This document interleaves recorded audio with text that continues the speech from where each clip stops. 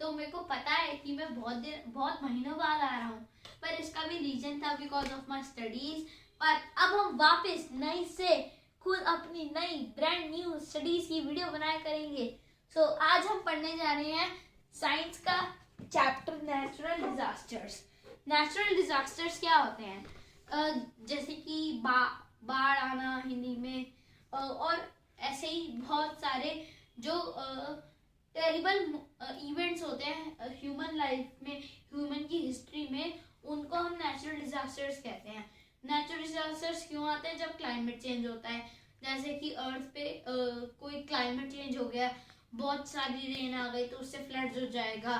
कम plantation वाली जगह पे उसकी वजह से अर्थक्वेक्स आ जाएंगे हैं। तो आज हम इनमें से ही कुछ पढ़ने वाले हैं।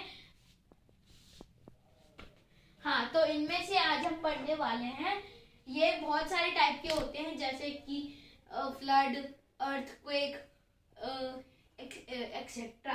तो आज हम पढ़ेंगे volcanic eruptions.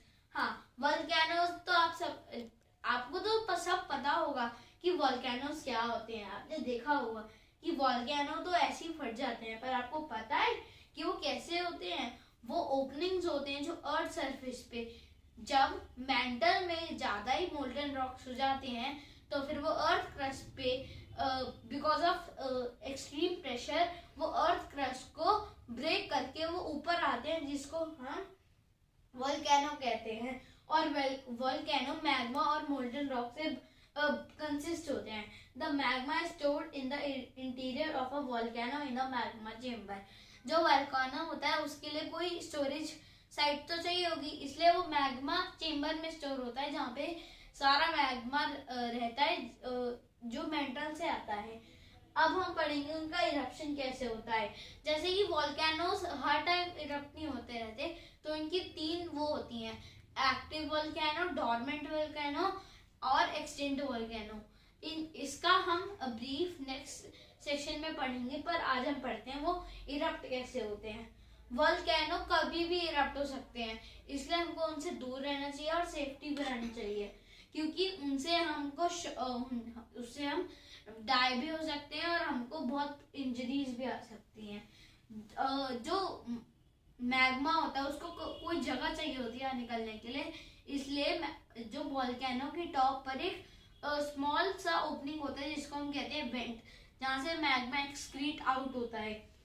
The lava cools down and becomes solid.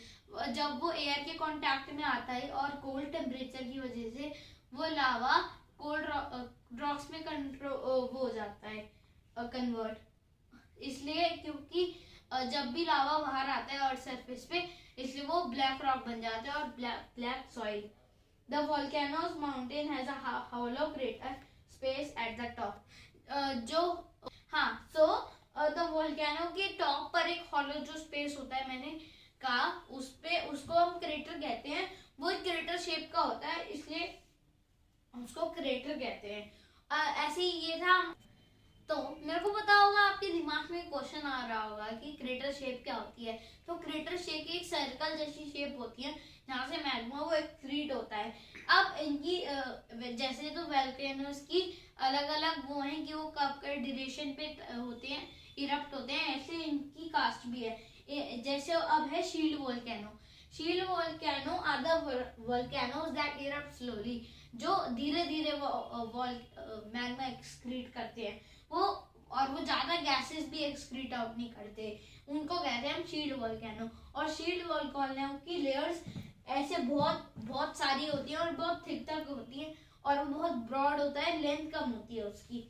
तो ये वाला वोल्केनो हमको मेनली ओशंस में मिलता है और इसकी हाइट कम होती है, इसलिए इसको हम शील्ड वोल्केनो कहते हैं। देखिए ये होता है हमारा जो एक्सक्रीट जल्दी होता है, तो वो सीधा और वो बहुत सारा गैस प्रोड्यूस करता है, और ये होता है हमारा शील्ड वोल्केनो। इसका साइज बहुत बड़ा होता है और धीरे धीरे लावा एक्सक्रीट करता है और ऐसी लेयर्स फॉर्म कर देता है। तो गाइस आज के लिए बस इतना ही। I hope that you subscribe, like and press the bell icon as we have to reach 1 million very soon. So guys, welcome next video के लिए आपको welcome है. So bye.